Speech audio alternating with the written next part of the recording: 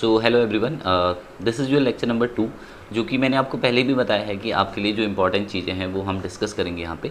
अगर आप IIT JEM 2020 की प्रिपरेशन 21 की प्रिपरेशन कर रहे हैं या 22 की प्रिपरेशन कर रहे हैं, तो इस एग्ज़ाम में बैठने से पहले, अपेयर होने से पहले आपको ये पता होना चाहिए कि मोस्ट फ्रिक्वेंटली जो क्वेश्चन है वो कहाँ से पूछे जाते हैं, क्योंकि 80% जो क्वेश्चन है वो प्रीवियसली रिपीट हुए रहते हैं। केवल 20% क्वेश्चन ही आपको एग्जाम में ऐसे मिलेंगे जो नए होंगे, बिल्कुल नए तरीके से पूछे जाएंगे। ठीक है, तो आपको बिल्कुल भी बॉदर नहीं करना है, सिंपली आपको बेसिक्स जो है उसके ऊपर रहना है। तो अगर आप बेसिक्स को अंडरस्टूड कर रहे हैं और बेसिक चीज़ों को जान रहे हैं तो definitely you going to be, आपको बहुत ज़्यादा फायदा होगा यहाँ से, है ना। तो वेक्टर एक ऐसा टॉपिक है जहाँ से IIT JEM में एटलीस्ट 2 से 3 क्वेश्चन हर साल आपसे पूछे जाते हैं। तो वही मैं क्वेश्चन आपको डिस्कस करा रहा हूँ, वही मैं वेक्टर की चीज़ें आपको बताना चाह रहा हूँ। बहुत धीरे धीरे मैं चीज़ें बता रहा हूँ ताकि आप बहुत अच्छे से इसको प्रिपेयर कर पाओ।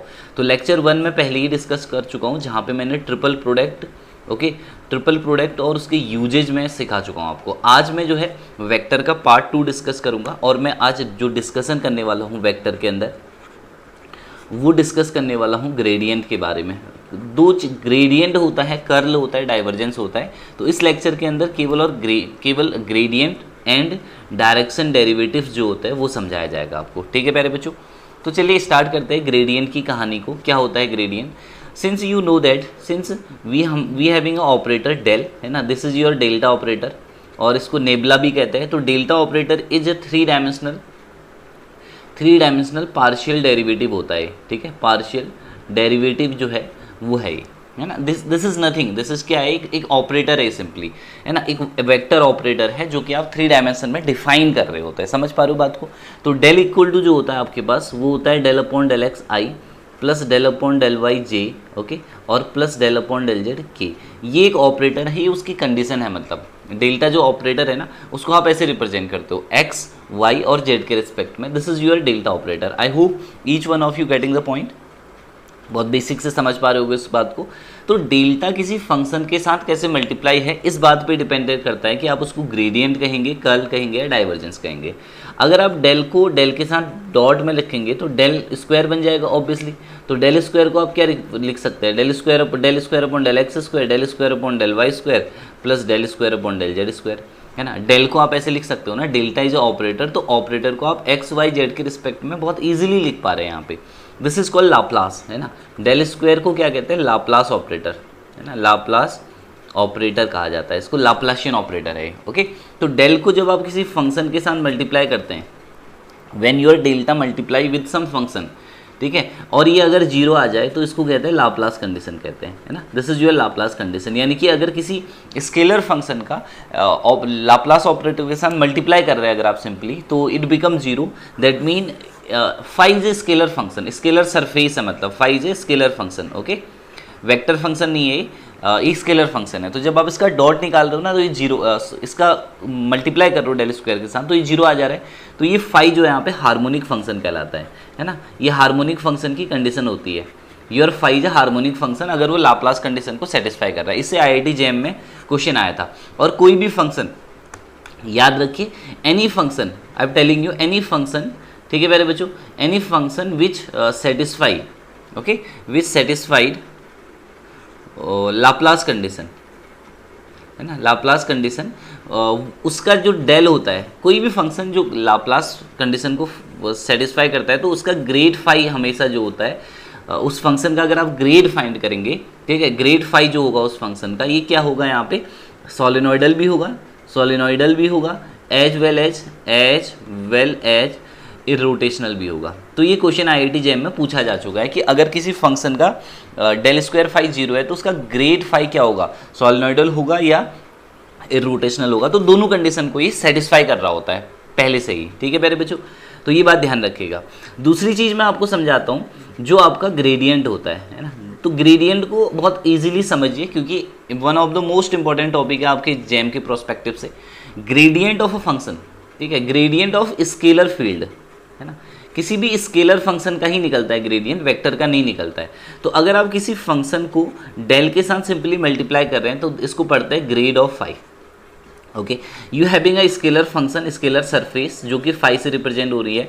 तो अगर आप उसका ग्रेड फाइंड कर रहे हैं, मतलब इस सरफेस का ग्रेडियंट फाइंड कर रहे हैं तो gradient at any point represent the normal vector. किस चीज़ को रिप्रेजेंट करता है? नॉर्मल वेक्टर को। अब इसको किसी दूसरे तरीके से समझिए, है ना। ये तो बात पता चल गई कि ग्रेड ऑफ फाई जो है नॉर्मल वेक्टर, ठीक है, टू फाई होता है, मतलब normal to the phi. Phi की जो परपेंडिकुलर वेक्टर होता है उसको ग्रेड फाई कहते हैं। समझ रहे हो? ग्रेडियंट का मतलब क्या होता है, कैसे समझो। Since you know that electric field is negative gradient of potential. Electric field जो होता है पोटेंशियल का नेगेटिव ग्रेडियंट होता है। अगर आपके पास कोई इक्विपोटेंशियल सरफेस है प्यारे बच्चों, ये मान लीजिए इक्विपोटेंशियल सरफेस है, ठीक है, जो कि V से रिप्रेजेंट की जा रही है, तो अगर मैं इसका नॉर्मल वेक्टर फाइंड करूं ऐसे ही ये, ठीक है, तो इलेक्ट्रिक फील्ड पता चल जाएगा आपको। और आपको पता है कि इलेक्ट्रिक फील्ड जो होता है perpendicular to the equipotential surface होता है। तो ग्रेड ऑफ V किस चीज़ को रिप्रेजेंट कर रहा है? नॉर्मल वेक्टर को तो रिप्रेजेंट कर रहा है। यानी कि किसी भी फंक्शन का अगर आप ग्रेडियंट फाइंड करते हैं तो वो एक नॉर्मल, उस सरफेस के नॉर्मल वेक्टर को रिप्रेजेंट करता है, आउटवर्ड नॉर्मल को रिप्रेजेंट करता है। ओके, तो बेसिक से अंडरस्टूड कीजिए तो डेफिनेटली आपको बहुत ज़्यादा फायदा होगा यहाँ पे। ओके, सो इतनी बात समझ में आ गई कि gradient of any scalar function represent the outward normal to the surface, normal to surface, ठीक है, outward normal to the surface. और अगर आपको यूनिट नॉर्मल वेक्टर पता करना है, यूनिट नॉर्मल वेक्टर पता करना है किसी सरफेस का, unit normal vector n cap जैसे निकालना है आपको, ठीक है। डेल फाई आपके पास क्या है, ये बात समझ में आ रही है। तो मान लीजिए आपको यूनिट नॉर्मल वेक्टर फाइंड करना है। क्या फाइंड करना है? Unit normal vector. तो ये होता है del of phi upon mod of del phi, ठीक है। डेल ऑफ फाई यानी कि ग्रेडियंट ऑफ फाई अपॉन उसका मॉड, और किसी भी पॉइंट पे जैसे A, B, C पॉइंट पे। तो ये कोई स्केलर फंक्शन होगा फाई, इसका आपने ग्रेडियंट फाइंड किया, तो इस पॉइंट पे, यानी कि इस पॉइंट का नाम है A, B, C, तो इस पॉइंट पे आप इसका नॉर्मल यूनिट वेक्टर निकाल सकते हैं। This is the unit vector to the surface at this point. So एक बहुत इजी अंडरस्टैंडिंग बना के रखें यहाँ पे, इट विल हेल्प यू, है ना। एग्जाम में आपको क्वेश्चन जो आएगा इस टॉपिक से उसको क्रैक करने में हेल्प करेगा। जैसे कुछ क्वेश्चन करा देता हूँ, IIT JEM और नेट में आए हुए। ये क्वेश्चन जो है दिया हुआ है आपको, JEM में क्वेश्चन है। क्वेश्चन कह रहा है find unit normal vector to the surface, z equal to given है आपको, ये एग्जाम में क्वेश्चन गिवन था, अंडर रूट ऑफ, ठीक है, this is 3/2x² plus 3/2y², ये गिवन है आपको। At point, some point also given there, at point, किस पॉइंट पे कह रहा है? अंडर रूट ऑफ 3/2, 0, 1 पे, इस पॉइंट पे, this is the point given to you. At this point you have to find out the unit normal vector to this surface. तो जब आप सॉल्यूशन करेंगे तो आपको सिंपली पता है कि यूनिट नॉर्मल वेक्टर जो होता है प्यारे बच्चों, यूनिट नॉर्मल जो होता है वो होता है डेल ऑफ फाई अपॉन इसका mod, del of phi upon mod of del of phi. तो डेल ऑफ फाई निकालेंगे ना, यानी कि इस फंक्शन को, इसको पहले सॉल्व कर लीजिए, क्या आ जाएगा?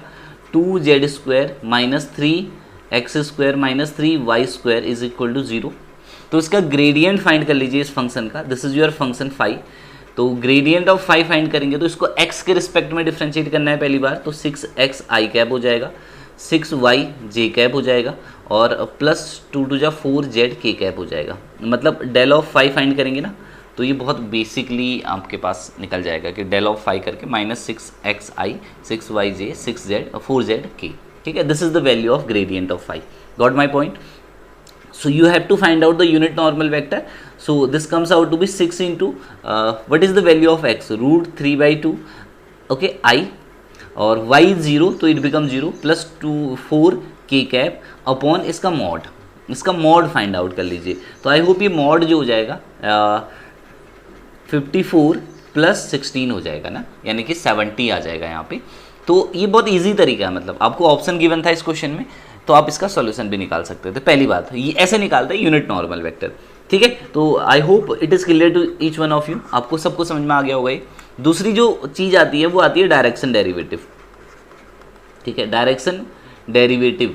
ओके, ये कैसे निकालता है देखो। तो डायरेक्शन डेरिवेटिव का मतलब होता है जैसे ए कोई वेक्टर है तो ए का बी कोई वेक्टर है, तो ए का अगर बी को कंपोनेंट निकालना। डायरेक्शन डेरिवेटिव का मतलब होता है कंपोनेंट, है ना, ग्रेडियंट का कंपोनेंट किसी दूसरे वेक्टर की ओर। तो किसी भी स्केलर फंक्शन का अगर आपको डायरेक्शन डेरिवेटिव निकालना है तो आप उसका कंपोनेंट निकाल देते हैं। जैसे ए का कंपोनेंट ऑफ ए, अगर आपको component of a along b निकालना है ना, तो क्या हो जाएगा ये ए कॉस थीटा हो जाएगा। बहुत सिंपलेस्ट वे में बता रहा हूँ मैं, अगर आपको ए का बी की ओर कंपोनेंट निकालना है तो this become a cos theta, ठीक है भाई।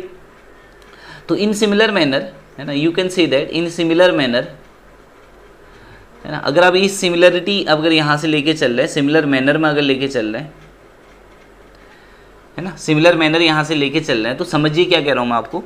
In similar manner direction derivative जो होते हैं, ठीक है, पहले आप क्या करेंगे, phi along a vector, phi का ए वेक्टर की ओर डायरेक्शन डेरिवेटिव निकालना है, तो आप क्या करेंगे, डेल फाई फाइंड करेंगे, ठीक है, और डॉट ए कैप कर देंगे, है ना, यानी कि इसका कंपोनेंट ए की ओर।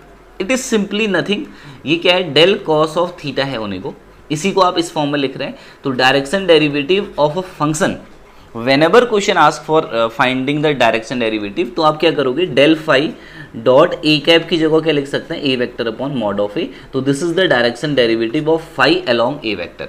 आई hope it is clear to each one of you. मैं बहुत बेसिकली आपको अंडरस्टूड करा रहा हूँ, बहुत बेसिक से चीज़ें लेके चल रहा हूँ, तो आ जानी चाहिए समझ में, ठीक है। तो in this manner you can calculate the direction derivative. और कभी कभी आपसे IIT JEM जैसे एग्जाम में डायरेक्शन डेरिवेटिव पूछा जा सकता है, तो यहाँ पे कोई मतलब ऐसे सोचने की जरूरत नहीं है कि सर डायरेक्शन डेरिवेटिव नहीं पूछेगा, पूछ सकता है डायरेक्शन डेरिवेटिव, ठीक है ना। तो डायरेक्शन डेरिवेटिव अगर पूछे तो आपको ध्यान रखना है कि भाई ऐसे निकालता है, क्योंकि बहुत ज़्यादा टफ चीज़ है नहीं, ओके। तो if I found the question I will we will solve this question, okay. अगर आपको कहीं क्वेश्चन मिले, जैसे एक और क्वेश्चन आया था, देखो एक और क्वेश्चन आया था, जैसे सिंपली अगर आप पेपर के बारे में बात करें तो एक और क्वेश्चन आपसे पूछा गया था। क्वेश्चन ये कह रहा था, क्वेश्चन कह रहा था कि वैल्यू ऑफ डेल, ठीक है, f dot r vector, del f dot r vector, तो इसकी वैल्यू क्या होगी, मतलब r you know that the position vector होता है, ये भी जेम का क्वेश्चन है, वाई जे और जेड के होगा, और F is a general vector, तो F equal to F is a constant vector simply, तो F x i F y j और एफ जेड की, है ना, तो F is a constant vector, see this is a vector but it is a constant vector. तो F dot r करेंगे, यानी कि del upon del x i plus del upon del y j plus del upon del z के अगर आपने किया, और बच्चों इसका इन दोनों का डॉट करोगे तो F x x f y y f z z हो जाएगा, कोई परेशानी नहीं है, कोई प्रॉब्लम नहीं है। तो इस पूरे को एक्स के रिस्पेक्ट में डिफ्रेंशिएट करोगे तो एफ एक्स आई आ जाएगा, एफ वाई जे आ जाएगा, और एफ जेड क्या आ जाएगा, के आ जाएगा। तो that mean it comes out to be f vector, this is your answer, okay. तो इसका ऑप्शन जो था एफ करेक्ट ऑप्शन था। तो आई होप जो डायरेक्शन डेरिवेटिव है और आपको यूनिट नॉर्मल वेक्टर है उसकी हर एक कहानी आपके दिमाग में क्लियरली विजिबल हो गई होगी, समझ में आ गई होगी। नेक्स्ट लेक्चर में कर्ल और डाइवर्जेंस डिस्कस होगा। तो बस आपको एक काम करना है कि वीडियो को शेयर करना है और लाइक करना बिल्कुल नहीं भूलना है, और चैनल को सब्सक्राइब कीजिए। ये 3 काम आपके जिम्मे है, बाकी काम सारे मेरे